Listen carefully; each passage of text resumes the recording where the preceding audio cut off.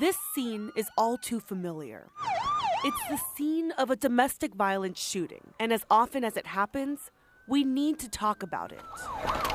This was Monday morning in Dallas, south of White Rock Lake. Police arrested 33-year-old Steve Robertson. He's accused of shooting 3 people at an apartment during a domestic fight. Our city has once again been reminded of the danger, the lethal nature, the pervasiveness of the issue of domestic violence. Hi, I'm Pastor Kenneth Hollingshed, lead pastor of the Morning Chapel, CME Church, the Rock Church downtown Fort Worth, and we are delighted today to talk about one of our ministries during the month of October. Domestic violence is one of the featured ministries during October because it is Domestic Violence Awareness Month. And today we have a special guest with us to talk about this very serious topic that is plaguing our communities at large. And her name is Darlene Greene-Barree. And we've known her for quite some time. My wife and I, Tanisha, have known Darlene for quite some time. We've done ministry together in terms of domestic violence and, of course, community outreach. And we want to share with you today in a conversation with Darlene. Right, so Miss Darlene Greene, I hope that you're well today. Let me thank you for taking out this opportunity to share with us. I know your schedule is stretched, but appreciate you for at least carving out just a piece for us today. No problem at all for you guys. So, anything for you. Oh, well, thank you very much. Glad to know that. And typically what we would be doing is we would be at the church, of course, doing a conference, in-person conference. And since COVID-19, we have been doing interviews. We've been doing in-person interviews, persons at the church. And so today we're going to do this Zoom with you. So can you tell us a little bit about yourself so that once we air this, the listening audience can kind of get a feel for who you are and a little bit about your background? Of course, I am Darlene Greene-Barree. I am the founder and executive director for the Ina Mae Green Foundation. The Ina Mae Green Foundation advocates for victims of domestic violence. We try to connect victims with the proper resources to help them move past the abuse into a safe place. And we also work to strengthen other advocate agencies so that they can continue the work they do, because the state and local governments are not giving them what they need to be here for all of us in the community. So we work hard to try to make sure they can stay open and stay strong. Okay, wow, great, wonderful. So what is domestic violence? If you could just explain that to a person who might be looking at this broadcast and they kind of chime in and try to feel like what we're talking about. What is domestic violence? Okay, domestic violence is a difficult behavior to define because it encompasses a set of symptoms that involve both physical, mental, and also emotional abuse. When it takes the form of emotional abuse, it is characterized by verbal ridicule and put downs. Physical abuse, of course, it involves threats as well as physical violence, shoving and pushing. And it's a pattern of behavior that may be the result of a number of different factors. It may be a learned behavior the abuser has learned as a child, or observed from his parents, his or her parents. Studies show that abusers are often more motivated by feelings of powerlessness in their own right and insecurities. And that's why it's so prevalent in the Black community, because we know that there's a systematic process of keeping Black men from being successful. So the frustration from not being able to provide for your family or, basic needs, that makes a man feel less than a man. So often, unfortunately, if he doesn't know how to regulate those feelings, he will take them out on his spouse or girlfriend because he doesn't know what else to do with that pain. And we're working to try to get the schools early on to start to help children before they become adults, before they become involved in relationships, to help them understand proper interaction with people, men, women, their parents, their teachers, and hoping to tap this thing off before it does reach the point where they're adults abusing and often murdering the people they say they love. Wow, thank you. Thank you so very much for sharing that. Now, what are the statistics of domestic violence related homicides in maybe Dallas Fort Worth? I don't know if you have those statistics, but if you can share those with us. Well, I have a few I want to share. Okay. In Dallas, I know for sure because we've talked about this in many of my seminars. In 2019, the Dallas police made 25 domestic violence, responded to 25 domestic violence calls, murder calls. Okay. Yes. 17 of those calls were African American. Wow. So they're taking us back to we are more likely to be involved in a domestic violent relationship. Back in 2009, I wrote a book. It's called, I don't know if you could see it because of my screen, but it says When You Live in Fear. And I put some information in this book that helps us to understand how it affects us. 50% of African American women who attempt suicide were victims of domestic violence. 60% of all battered women suffer from severe depression. Wow. 5 million women in the country each year are abused by an intimate partner. Women are far more likely than men to be murdered by an intimate partner.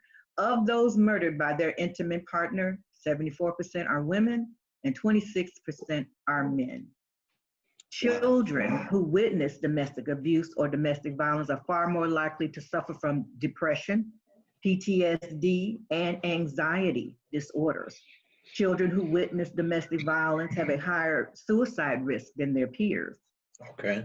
Abused women with PTSD are sometimes misdiagnosed as having alcohol or drug problems or mental illness if the doctor is not aware of their history. So again, you know, we work hard to get women to understand it's okay to talk about it. It's okay to ask questions because that's how you can get the help that you need to move away from this situation. And often you can't do it alone.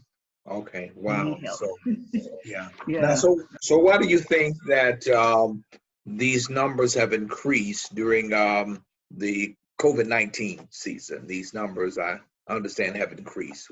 Yeah, they have. It's incredible. I think, again, with that frustration from being laid off a job, or you just started a job and now you had to furlough because of the COVID-19, and then you're home with the kids all day, and the kids are, you know, they don't want to be locked in the house all day. So they're anxious and they're making noise and they're moving around, and the parent is frustrated and already on edge. And so it just escalates, unfortunately, into violence. And if it's been happening in that household before, it's going to escalate. Now they're stuck there together under tense circumstances, and somebody is going to pop. If they don't have self-control already, it's going to be 3 times worse because they are forced to either be unemployed or be stuck in the house with their babies and their spouse, and they don't want to be. Gotcha. Now, and now you know, and it's bad for the women because at least when they, go on. When the women were going to work, at least they could ask for help. At least, you know, they could get a break from the abuse. But now, you know, you're just stuck in the house with that person. Right. And abusers don't let you just say, well, I'm going to the store or I'm gonna run down to the corner. They don't let you do that. You have to have a reason for going out. You can't just get up and say, I decide I'm gonna go do this today. And because they wanna know where you're going, why you're going, how long you're gonna be there, and who you're gonna be with while you're there. And likely to go with you. Just to be sure, I'm still controlling you in this situation. I'm gonna go with you. Okay. Now, are there any free services offered to persons experiencing domestic violence? Someone is watching and they say, well, who can I reach out to? What kind of services are offered? Oh yes, the best. You're in the Tarrant County has been blessed for having a family justice center right there in Tarrant County on Hemp Hill in Fort Worth. Right. When I tell you, I wish we had one in every major city. Okay. Because they are going to help you. Whatever it takes, whatever you need, counseling, legal help, medical help, housing. Okay. They have daycare for the victims' children while they are recovering and looking for jobs. They can drop the kid off, look at if they have to go to court. So you have the best situation available right there in Tarrant County. That's Tarrant. one safe place. Now, Okay. Dallas County does have Family Place, and they do many of the things that One Safe Place does. Not everything, but a lot of what One Safe Place. So they would be a definite alternative if you're living in Dallas County. Okay. That would be to go to the Family Place. And they are the only shelter in Texas that takes men right now. Okay. That takes men. Okay. They do take men. Mm-hmm. Okay. Yeah. And so And all now the this, services are free. I'm sorry. this oftentimes affects men a little bit differently. I know by and large we focus on women who have experienced domestic violence, but men suffer from it as well. And if you were talking to a man, what would you say to him, Darlene? I would say to him, don't be embarrassed to ask for help. Don't be ashamed because you're not beating up your wife or your girlfriend.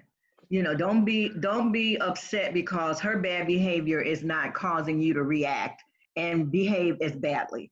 You know, if your mother or your grandmother has taught you never hit women, well, the first thing you need to understand, that woman may not be the woman for you, but she could have some mental health issues, which is likely the point.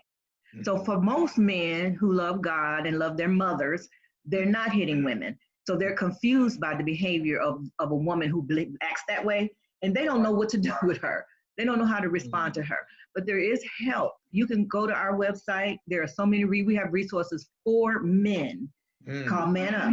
And it's especially for men who need help to understand what they're going through. But you can't feel bad because you're not beating up on someone who's weaker than you. Please don't do that. Don't let yourself feel like you're less than a man because your girlfriend punched you in the face. Because we all know that if you really, want to take her on, you're going to be stronger than her. She's not thinking clearly for whatever reasons. Again, it could be some mental health issues going on there.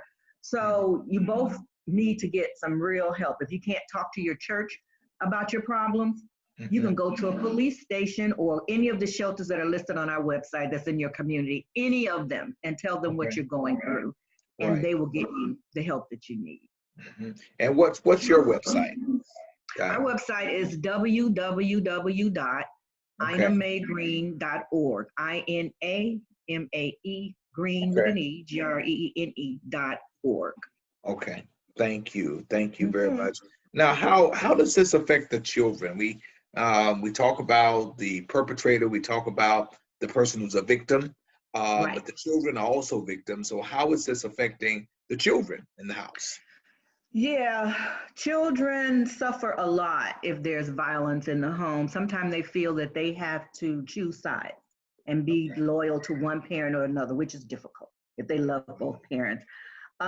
They feel abandoned because usually during the fight or reconciliation, the kids are sent to live with auntie or uncle or grandma or someone else. So they kind of have a sense of abandonment because they're not in their home because they can't be for whatever reasons, what's happening in the family. They have mixed feelings. Again, loyalty. I love my mother. I don't want her to be hurt, but then I love my father and I don't want to tell the police what he did. So that's stress. It causes stress and PTSD, as I mentioned before, for children, and they act out. They'll show this pain in other ways. They could become very rebellious and angry and fight all the time, or they can withdraw and not speak and not perform and not react to anything because they don't know what to do with this emotion. So if I react, will my father get mad at me? If I react, will my mother get mad at me? If the police come and I say the wrong thing, are they going to take my dad away? So these are things that young babies should not be thinking about. They should not be worrying about how to protect my family or my father and my mother from the police. Right. And often what families need to understand, if the police keeps coming to your house and because you're in an abusive relationship and your neighbors are calling 911, they're eventually going to take your babies away. In my mind, they should take them the first time. Because anything can happen in those situations. Kids are often killed because they get in the way of a parent who's charging after another parent. Small babies are often neglected because their mother is so caught up in what she's going through. She's not giving the child proper care, proper love, proper attention. So these small kids are very, very often neglected. So this is a bad thing for everyone in the household. No one escapes the effects of domestic violence in the home. Thank you, Darlene. Now, oftentimes women will ask, well, how am I going to be protected? Can I get a protective order? How does that process work? If there is violence and they can prove violence, they have scars or scratches or bruises, they can get a order of protection. Now I tell women in my classes, it's not a magic wand. It's not bulletproof. It's not gonna, you can't throw it at him and he's gonna stop. But what it is a paper trail. It's letting the police and everyone else know that there's a problem here. So if anything else happens, if it gets very, very intense or serious, you have people who know that you're in trouble. So when you call them, they're gonna come right away. Because often women don't want to get a protective order because they say, well, it doesn't do anything. It's not gonna stop it. No, it's not. But it is definitely a roadblock, a blueprint for what you're going through. Because we've had victims where the perpetrator have murdered them and made it look like suicide. The family had to go through so much to prove that their child did not kill herself, that this meant, but she never told anyone. There was no paper trail as to what they know, no police reports. So, you know, naturally, that's the first thing they go. So I tell women, if you want people to know what's happening to you, a protective order is the best thing you can get him. And on top of that, if he violates it, he's going to jail. He is going to be in jail. And you don't have to worry about him unless he can bail himself out right away. You're going to jail. And that's one of the laws we are also working to change. I don't think a perpetrator who has beat his wife or girlfriend unconscious should be able to bail himself out of jail in 3 hours. What do you think he's going to do when he gets out of jail? Whoa. And I don't understand how it is the laws don't realize that. I don't understand that either. I don't understand it. Yeah. Lady Tanisha, I see you jump back in. I'm glad you did jump back in with us. So I think she really hit it on the coronavirus, why there's so much going on right now.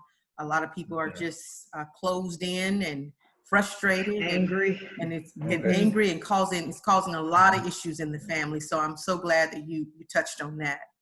Yeah, thank you. It is. It's sad. It's horrible what we're going through in our community. And, you know, it's unfortunately that our society does not value the valuable people like the police, the fire department, teachers, caseworkers, social workers. They are very underpaid and undersupported by our local and federal governments. So that's something else we have to start writing to our congressmen about, pressing our state representatives about. These are important resources that we can't live without. Right. I don't care where you live. I don't know what your zip code is. These are resources. We cannot live without the police and fire department. Right. We cannot live without social workers. Yeah. We cannot live without counseling services. There's no way we can operate our community without these things. And the fact that they get so little resources and support from government is a shame. Right. Exactly. So these are some things we need to start working on, lobbying on, because again, we can't function without them. So how can we not value them? Yes, it's so true. And I know you shared your powerful testimony with us at the Morning Chapel CME Church on last year, but we may have some listening audience who may not actually know your story. Do you have time to just share a little bit of background, how you got into this whole domestic violence ministry and why you're so passionate about it?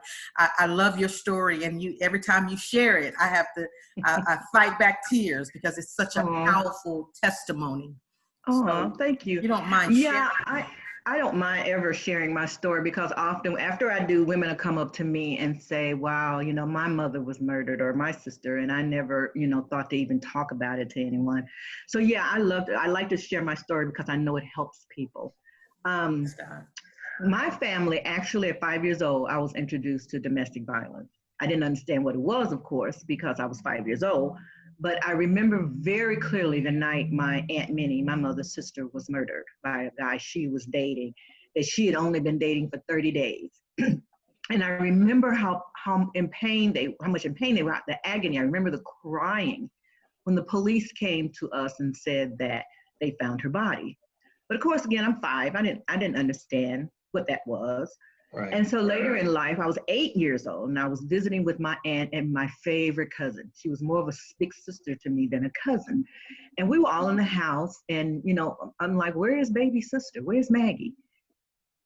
Her boyfriend had murdered her in her bedroom with all of us in the house. And of course, at 8 years old, I didn't understand that this was a cycle of abuse that was going to continue to appear in my family until we figured out what was going on with us and why this was happening. My grandmother called it a curse. She said, the women in our family were cursed. We're never going to be good men because we're cursed. But, even as a small child, I'm thinking, okay, that doesn't sound right. I don't believe that. That's not going to be my life. And unfortunately, it was. I married a man who was both physically, mentally, spiritually, he used to use the Bible against me. Financially, every abuse there was, my husband did it. But it's amazing that it didn't move me to do anything about what was happening, even though I was very lucky. I had resources. I had what my grandmother used to say was a good job. So I was able to move on rather quickly from this experience. But when my sister was murdered, when they told me that my sister was dead, it was on her 30th birthday. We worked together. I got her a job at my company, working in customer service. And I saw her on that day. She said, well, I've decided to leave him. And I'm like, oh my God, I'm so glad. Because, there was violence and we were going back and forth. And as a family, we didn't know what to say to her other than, girl, you need to leave him, stop taking it. But like most families, we would say, well, when she gets tired, she'll leave. When she gets enough, she'll leave. Because never, ever did we think that he would actually kill her. So this was the last time I saw my sister live, on her birthday. I bought her lunch. I said, well, when I come back from, out of town, we're going to go out and really celebrate, your birthday and you moving away, starting your life over. So that night she got home from work.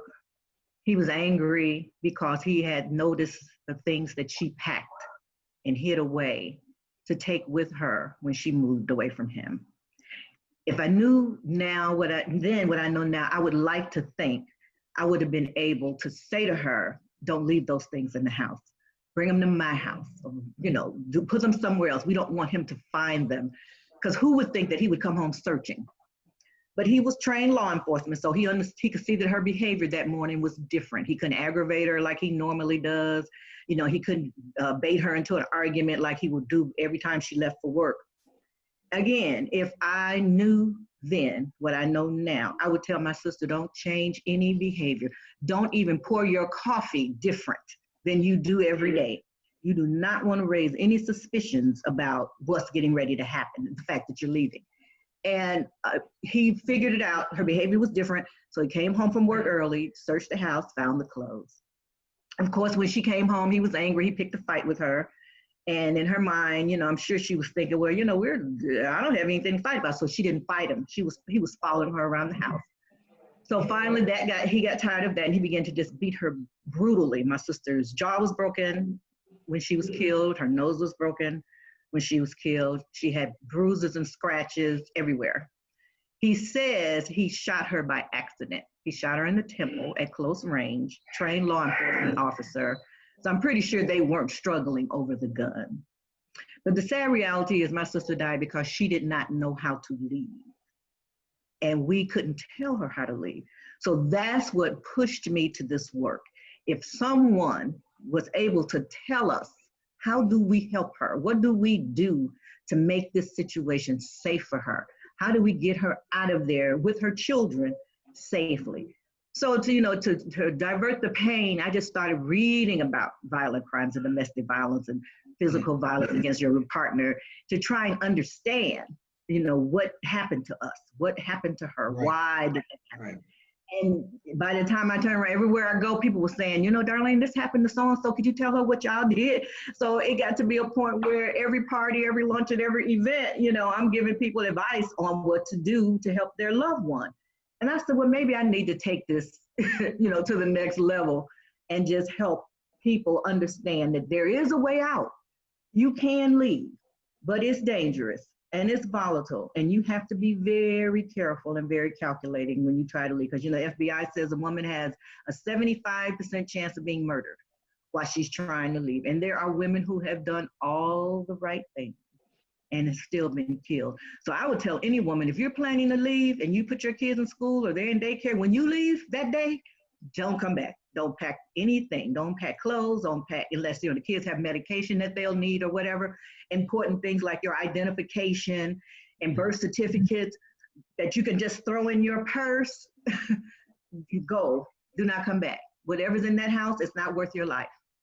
Yes. Don't go back. That is such a great point, because oftentimes people don't know what to say to victims. Mm-hmm. And so oftentimes we're quick to say, just get out of there, go, run. Mm-hmm. And why don't you just leave? Right, just leave. And it's not that easy to leave. It's and not. then you have to be very strategic about it. Mm-hmm. So you have to have that exit plan. A lot of victims do not understand that there has to be a strategic plan, a strategic exit plan. Otherwise, it can actually be a deadly situation. And it can make the situation worse. Right. Absolutely. It can, like with my sister, make the abuse escalate. Yes. And we produce several safety plan workbooks. In all of my books, there's a safety plan at the back, because I know how important that plan is. And another thing I want to stress to women, be careful who you share this plan with. Yes. Yes. You know, you may have a family member that you think should be loyal to you, but maybe they're not. You know, they might be loyal to him. Maybe he's loaned them money or helped them get a job or whatever, or they think that you're just wrong in what you're doing, and they're going to tell him so he can stop you from doing the wrong thing. So be very careful about who you share this plan with. That's why I say talk to an advocate, talk to a victim advocate. You don't have any chance of that person calling anyone in your family and saying, Latasha's getting ready to leave her husband, girl. She's leaving him on Thursday. No, if you're talking to me, that is not going to happen. Right. So I suggest, or don't tell anyone. Don't tell the children. Just make your plan and execute your plan, and don't say anything, because that's the safest, absolute safest way to leave your abusive relationship. Another great point you made was that your sister's, I guess, significant other or husband was in law enforcement. So we have this, oftentimes in our minds, we have this image of what an abuser looks like, or you know, who he or she is. And it could be the police officer, the doctor, the lawyer, the teacher. I mean, it just doesn't have a face. It could be a preacher. And it's so scary, because we assume that because it's law enforcement or a preacher or a teacher or a judge, that this person could not be going through anything like that. And that's what makes it such a silent killer. Oftentimes they want to protect those folks in powerful positions like law enforcement. So unfortunately, because we have a whole page of our website dedicated to if your batterer is a cop, because that's a whole different set of scenarios. Because you can't go to the police station he works in, if he works in a police station in your neighborhood, if you're trying to get help. You have to go to a police station outside of your community, because if they know him, work with him, often, unfortunately, they're going to be loyal to him. Things are changing with more awareness, but still, you know, you get that misplaced loyalty. So we always tell a victim, don't go for help in your church. Go to a police victim services, or go to a neighboring church, someone you visited before and they know you, if you want to get help. And if you know they have a strong domestic violence ministry, because that's the other issue we're combating. A lot of the churches, unlike you guys, they do not have a strong domestic violence ministry. They don't put their foot forward to help their congregants who are being affected by this crime, because they feel like either they're imposing on family, family business, and that's not business, or they really believe if she go home and pray harder, things are going to change. Well, there's power in prayer, but sometimes God wants you to do something else. Exactly. Right. Yeah. That is so true. And so what about those individuals who are experiencing it in the church? What if pastor's not talking about it, or first lady's not talking about it? How do you get the word out in your congregation? It's difficult. Even having people come to speak at churches, if the leaders don't believe in what you're saying, it's not going to make a difference. And if I know someone, or someone comes to me who's in a church that's happening to, I tell them, you have to change church homes. You need to find a church that's going to serve your needs. Amen. Because, church is a sanctuary. That's where you go for strength and protection and information and service. If you're not getting that, from your church, you should change. There's a church in Dallas, I'm not going to say the name of it, but when I tell you we've helped so many victims from that church, and I always ask ladies, especially if they're homeless, what church do you go to? Right. Because problem, and you're not getting, and this church is a big church. And I'd be thinking to myself, oh my God, what are they doing over there? Because we've helped, and 90% of the women who came from that church to help us were either in physical danger or were homeless because of the abuse. Right. And leave because of the abuse. I think about when you said generational, a lot of us come from families where you were taught what happens in our house stays in our house, and you don't tell anyone. And so a lot of people are dealing with that. Family business. That's my family business. Right. I've got to keep it quiet. Yes. Pastor, did you have any? These are just some things that were coming from my heart that I've been thinking about. It's fine. I mean, it's fine. I think I've shared this in one of the conferences. I'm a child product of a home of domestic violence, and my mother never left. My father died in the throes of family violence with my family. And so, and now, since I'm older and adult and college educated and my mother's older, we can talk about it. And I said, Mother, now, have you ever heard, or did you hear about an exit plan? She said, what is that? See, that man was paying all my bills, and I was working, but I couldn't handle everything. And we had 3 children. And she said, I just never heard of that. I mean, is there such a thing? And so I heard you and Darlene talking about exit plan where women in certain eras did not understand that. Absolutely. The meaning of it. They don't know what. And now, bringing it up to the 21st century, there's still some women that don't know what an exit plan is or plan is. Yeah, because my grandmother, same thing. She, in that day, if the man was paying the bills and bringing home his paycheck and taking care of family, and you had a nice house, you did not walk away from that. There was something wrong with you if you walked away from that. Absolutely. So in that era, in that time, that's why my family didn't understand what was going on in our family with the women.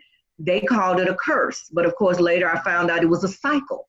Yes. Because we didn't recognize what was happening to us until I started reading about it and studying about it. And then I tell my nieces now, so don't be in there talking about he hit you and you didn't know what to do.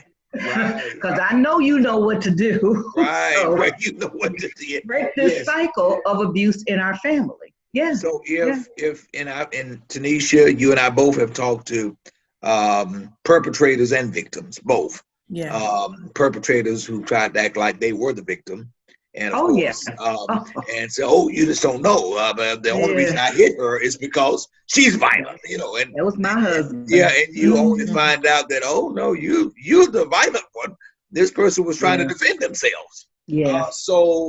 Can you explain, maybe basically or generally, what that safety plan would entail if a person is listening? Yes, I can. Well, everybody's situation is different, of course. Sure. So they have to take the basic safety plan and tailor it to their own needs. Okay. And it is a plan of action. Now, I have 3 safety plans. I have one for teenagers in school. Okay. I have one general one for just women and families. And I also have one for safety at church and at work. Okay. Because, again, the people don't automatically think of these places as being places where you can be hurt or get in trouble, but they are. Right. So the most important thing about a safety plan is to have a plan. Okay. You have to know where to begin with your safety plan. And the big important part is to decide what you're doing, where you're going to go when you leave, who you're going to stay with. If you're going to save money, how can you do that before you're ready to go? If you are going to tell someone about it, maybe I'm going to tell the pastor in my church that I'm planning to leave and these are the things I'm doing. I can maybe, unlike my sister, I didn't know to tell her, pack some clothes for the kids and leave them at my house so that when you leave, everything looks normal. Make sure you have copies of your driver's license because we know they want to snatch your purse and all that. Right. Extra copies of your car keys. medications for your kids if it's at all possible. Even if you tell your pharmacist, I'm going through this, I can't afford to pay for the extra medicine right now, but I promise you, if you leave it for me, I will pay you when I can. And 90% of the time, they're going to understand and they're going to help you. Talk to an agency like the Ina Mae Green Foundation if you're leaving. Okay. We can help direct you through each and every one of these steps. If a person is pursuing help, is there such thing as a short-term or long-term program or services provided by these agencies? Yes, every agency is different, of course, so their rules are different.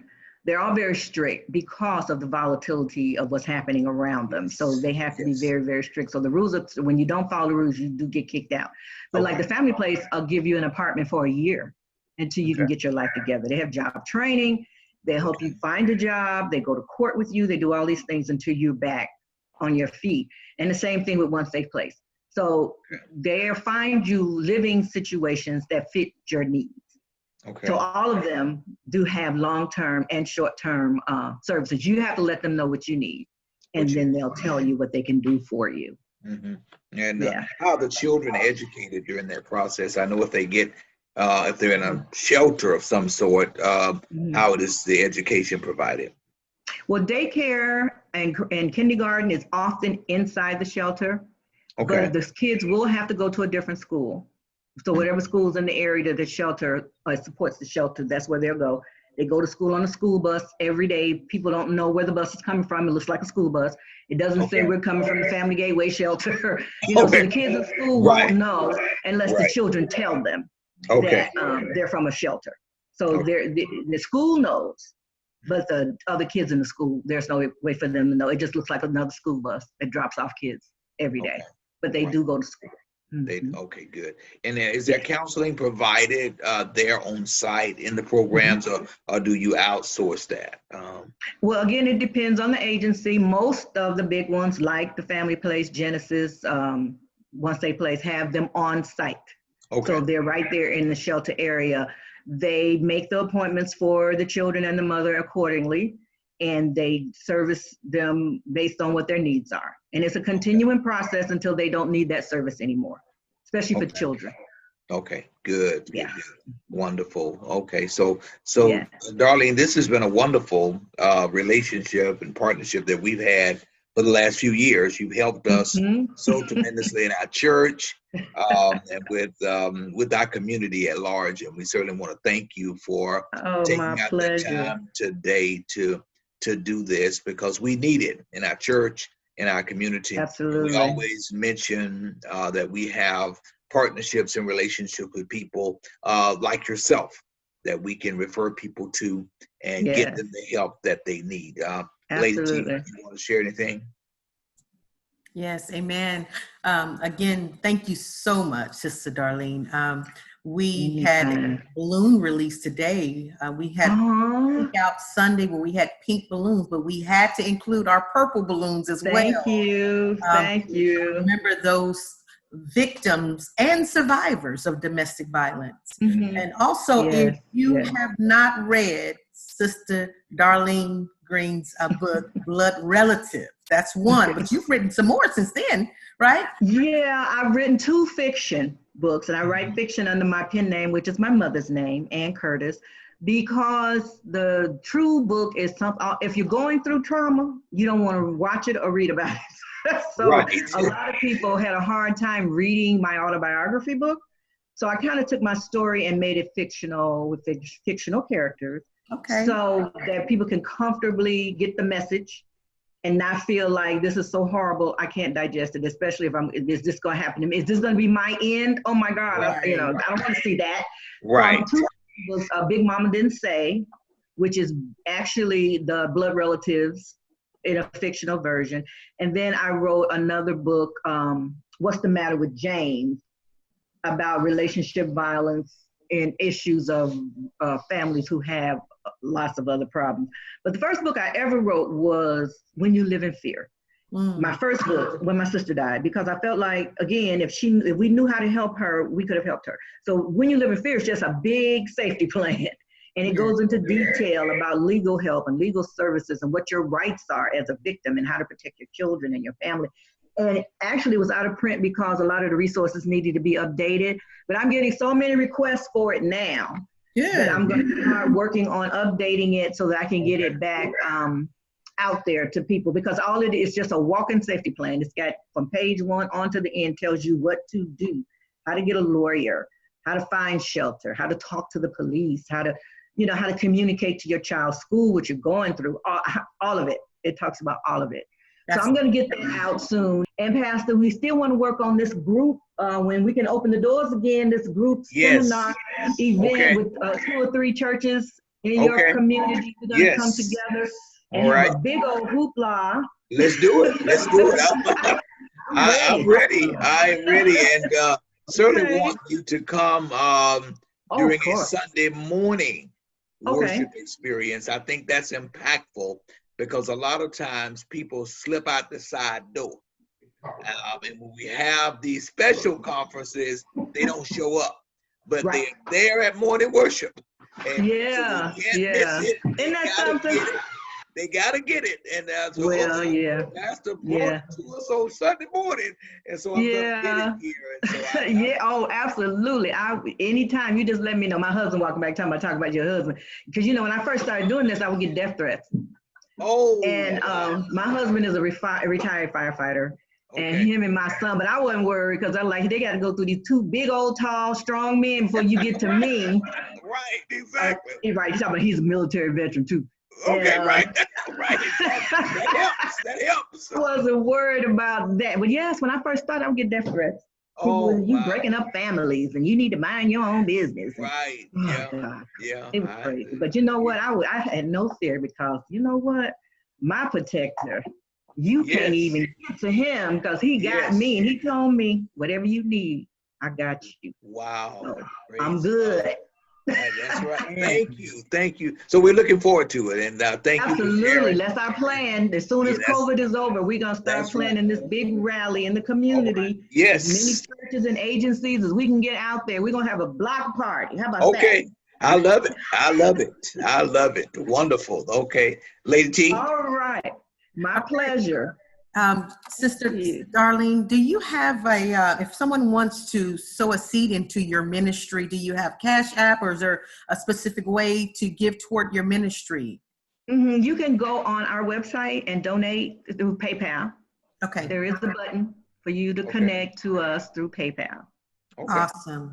Great. Well, again, thank you. And Pastor Hollingshed, my husband, I want to thank you too for just allowing us to continue this ministry. Again, there are so many pastors who are not doing domestic violence ministry. So I thank you for your passion for domestic violence. I thank you for supporting me because this is something that I have wanted to continue. And I'm glad you have been there by my side and supported me every step of the way through all of the conferences that we've had over the years. Yes. But I just thank you also for your support of women in ministry. Absolutely. There are a lot of things about, pastors who don't support women in ministry. I'm a minister as well. So you are definitely one of those who support women leaders and women in ministry. So thank you. And I love you. That's amazing. Back to you. Hopefully you'll give us a closing prayer. All right. Okay. Wonderful. Let's close out in prayer. Father, we thank you today with this powerful, enlightening conversation of this thought leader, Darlene Greene. God, we thank you for her ministry, her life, her family, God, and all of the paths that you direct her into, God. We love her and we thank you. Bless her life. Bless her family, God. Bless her going out and her coming in. Bless Lady Tanisha, God, and all of those women, God, who perhaps, or even men who are in the crossroads of life, via some type of troubled situation. God, we pray that this video will give them a pathway, a light at the end of the tunnel so that they will have some kind of strategy to move beyond where they are right now. We thank you and we praise your name. In Jesus' name. Amen. In Jesus' name, amen. Amen. Oh, that was wonderful. Thank you. Thank you. Thank you for including me. You guys know you have a special place in my heart. So whenever you need, whatever you need, if I can do it, I will. I promise you. Thank you so much. We appreciate you and we honor you. Thank you. Okay. Thank you Thank very you. much. Have a good rest of your day.